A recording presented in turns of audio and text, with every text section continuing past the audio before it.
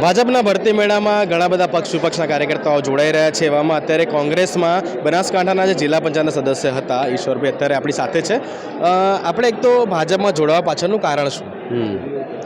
હું ખટાણા ઈશ્વરભાઈ જેઠાભાઈ, જિલ્લો બનાસકાંઠા, તાલુકો કોંગ્રેસ, ખીમાણા ગામના વતની।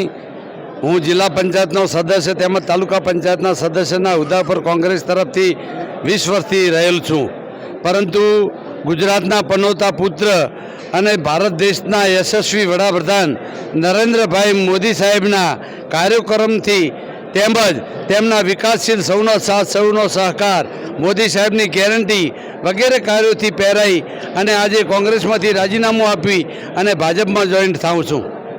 તો અત્યાર સુધી તમે કોંગ્રેસમાં કામ કર્યું, ભાજપમાં આવી રહ્યા છો। એક પ્રશ્ન એવો છે કે ગેનીબેન ત્યાંથી લડી રહ્યા છે, તો ત્યાં પછી એમના કાર્યકર્તાઓ તૂટે છે, કયા પ્રકારની તૈયારીઓ કરશે?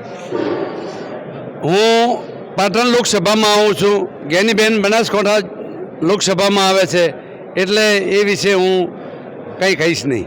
અચ્છા, હવે ભાજપમાં તમે જોડાઈ ગયા છો, તો હવે આગળનું તમારું પ્લાનિંગ શું રહેશે?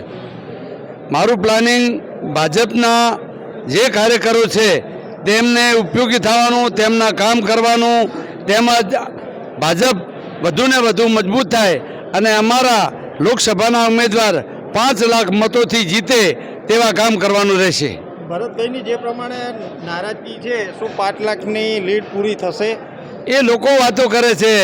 અત્યારે હાલ ભરતભાઈ હોય કે બીજું કોઈ હોય, ભરતભાઈ બહુ સારા માણસ છે, પરંતુ હાલ મોદી સાહેબના નામ ઉપર ચાલે છે અને મોદી સાહેબના વિકાસના કામો ઉપર આ બધી કામ ચાલે છે, એટલે લોકો 100% ભાજપને જ મત આપશે અને ભરતભાઈ સારામાં સારા મતોથી વિજય થશે। તમારી સાથે આજે કેટલા લોકો જોડાયા છે તમારી જોડે?